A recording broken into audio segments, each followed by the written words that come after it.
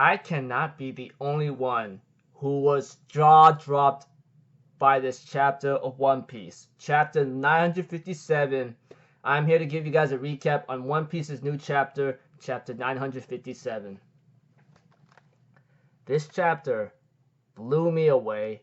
My jaw dropped so bad. I even screamed out loud of these pages that I saw, dude. Let's just get this started right away, okay? We had two of the Fujitora and Sakazuki are talking to each other, and it seems like to me, Sakazuki, even though Fujitora and Sakazuki has a bad relationship, they at least have a casual discussion for each other. But as for Fujitora, he is actually injured of what happened to him. So it looks like to me his fight with Sabo and the Revolutionary Commanders whatsoever, depending on what the outcome was, it wasn't very easy unless he was holding back for a reason. But aside from that, Sakazuki warns Fujitora that Kaido and Big Mom actually formed an alliance. Even Fujitora is like, are you serious? Are you saying that the rocks have returned? And we see to it that Sakazuki's like, you know what? Stop talking to them like if they're legends. Right now, this is a really ugly time because we are so busy. Even right now, there's a meeting with the Marines that Sengoku's at right now, and everyone's really shocked to see that the two of the Emperors allied. Not to mention something about the ROK Pirates. And here is a history lesson that we get to know about the ROK Pirates that Sengoku is giving a lecture on. When it came to the formation of the ROK Pirates, they were actually a violent group killing both friend and foe alike. So pretty much any friends they had or any foes they had, they kill them anyway, and they wanted to have their own fame and fortune. But what makes it more shocking is that the ROK Pirates actually had their members Whitebeard, Big Mom, Kaido, and they were led by someone called Captain Rocks. And let's get this straight out, you know? This is before when Whitebeard, Kaido, and Big Mom became their own pirate crew eventually, and they were led by someone called Captain Rocks. So that means this guy was way stronger before these guys became the four emperors, or the Yonko in other cases. I'm like blown away about what the hell was that, but aside from that, everybody is really shocked to see to it that that whoever sailed under the rocks actually made a name for themselves, such as the Golden Lion, the Silver Axe, and Captain John Choku whatsoever, and etc. But eventually, Sengoku also explained that Captain Rocks tried to become the king of the world whatsoever, and they became a terrorist group that bearing fangs against the world government. So we see to it that the government has to cover up their actions for another reason, but aside from that, the Rocks that was known to be the strongest pirate crew in the world actually perished on an island called the God Valley, which apparently was a big news. And Vice Admiral GARP, and I mean the Vice Marine Admiral GARP, he was the one that actually took down the ROK Pirates crew, which we all know why he became the hero of the Marines now, as Sengoku explained, you know? And I'm like, wow.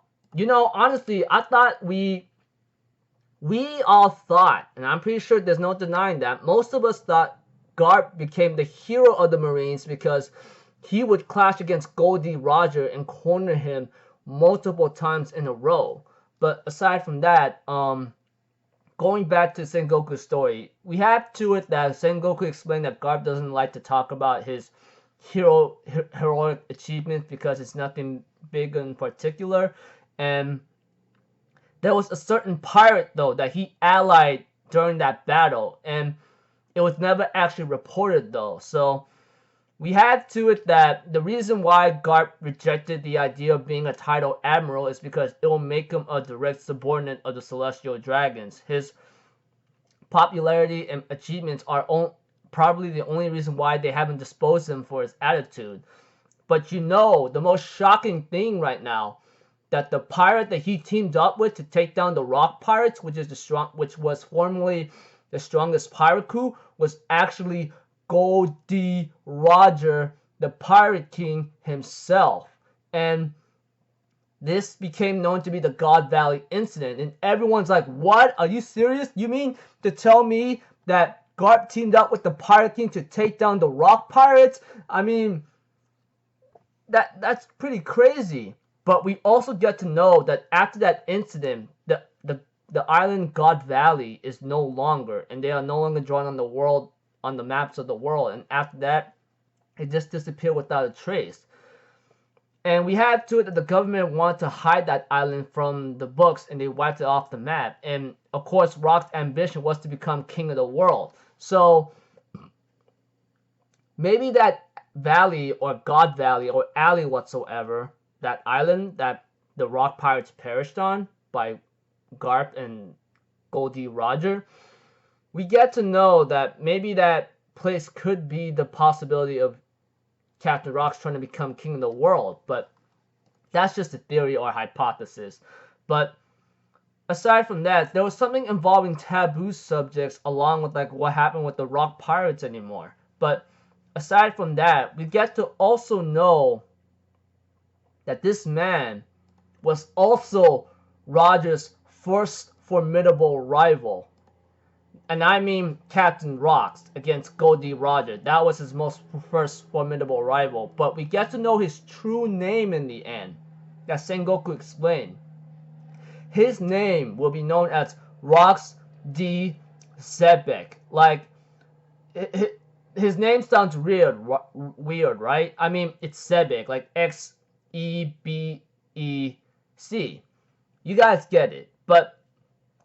But whatever happened to him, he's no longer in the world. So it means that he possibly died or something happened to him that led to his disappearance, or whatever the case may be, he's no longer part of this world. So he's possibly dead. But we don't really know that entirely. But right now, Sengoku explained that it's true that Kaido and Big Mom were part of the same crew in the past, but they are now stronger than they were 38 years ago. And if they truly formed an alliance, then we are in total bad shape right now. And it is bad because it's bad enough that two Yonko allied up with each other, and they're gonna cause, and you know how strong Big Mom and Kaido are. They're gonna cause some heavy havoc. But aside from that, Sengoku asked Brennu, like, what are the current bounties for Kaido and Big Mom? And we see to it that we get to know Blackbeard's bounty, which we all know that one. Only 1 year ago, he just became a Yonko, and he only has, what, 2,247,600,000 berries, if anything. That's like the lowest of the low. But we get to know Red-Haired Shanks' berry. Like, his bounty is 4,048,900,000 berries. And getting into freaking like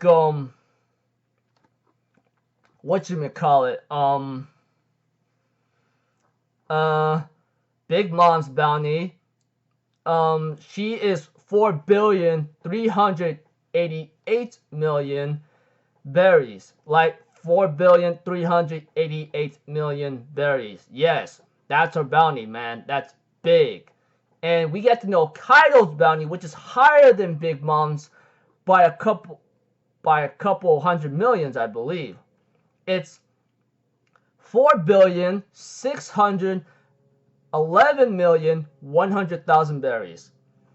And as for freaking Whitebeard, oh my gosh, my jaw dropped and I was screaming in total shock. Like, we get to know that now they can no longer use the 7 warlord system. They're gonna have to rely on something called SSG, which is something that I think we're gonna see later. But aside from that, let's get to Whitebeard's bounty.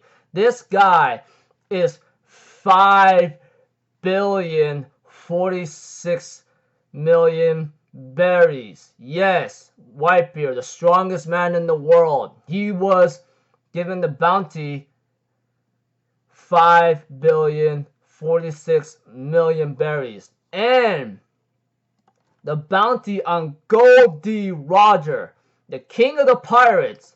This guy is 5,564,800,000 berries. I'm like, my jaw just dropped when I saw the bounties of the Yonko, the current Yonko, and then the past of Whitebeard and Goldie Roger's bounties, dude. Holy shish kebab. I am like blown away. And we see to it that if these two actually teamed up, then we're in serious trouble. We have to find a way how to settle this, but Fleet Admiral Sakazuki says, we're going to leave Wano alone. We don't have the resources to divert there anyway, and we have no other option. Of course, Sengoku is like, yeah, I have no intention of interfering. Even pirates are capable of developing relationships. Their motives are always behind something. As for Sengoku and Sakazuki, they end up talking with each other, talking about Kozuki Odin, who is actually used to be a division of Whitebeard's ship before he switched to Roger's crew. No, on this last page of One Piece, Kozuki Odin was actually a member of Whitebeard's crew before he went to Goldie Roger's crew on the Pirate King's last voyage. But there's also something to it, though. There's something in Wano something's happening in Wano right now that's too much a coincidence. That Sengoku asked Sakazuki, don't you think it's too much a coincidence of what's happening in Wano right now? And the chapter ends. I cannot be the only one who was blown away by this chapter. Last week's chapter was shocking. This week's chapter, my jaw dropped to a point I can't even like bring it back up. Dude, this is unbelievable. Like the bounties of the four emperors, the current four emperors, the bounty of Whitebeard and Goldie Roger and Captain Rocks, and we get to know the history about the ROK Pirates crew, man. We get to know that these guys were a terrorist group that caused a lot of pain and misery. Not to mention they were stopped by GARP and Goldie Roger, except they only put GARP as the hero of the Marines in the newspapers and did not mention Goldie Roger being, you know, part of teaming up with GARP and taking on the ROK Pirates crew. I've always wondered what was the bounty for Captain Rocks, man, because this guy, he led Kaido, Whitebeard, and Charlotte Linlin, or Big Mom, before they took separate ways, or before the ROK Pirates crew, perished and separated, or perished in general. As for Captain Rocks, that guy, he was Rocks D. Sebek or something. Or he had the initial D, and we all know that D initial has been a common thing in the One Piece series for a long time now. We always wondered, what does that D initial mean? Although there's been a lot of hypotheses and theories that people are making, but it has yet to be confirmed. Anyways, this chapter about the ROK Pirates, and then freaking like the Yonko's past, and then the current bounties, even the King of the Pirates bounty and Whitebeard's bounty. Dude, I'm like blown away to smithereens. And Blackbeard, that guy, he is the lowest of the low, but I got this nasty feeling that he's gonna rise up somewhere. Anyways, chapter was very intense. Look forward to next one. Act 3, take a long break if you have to. Oh man, I'm gonna be blown away. Until then, people, I'll see you guys in the next video.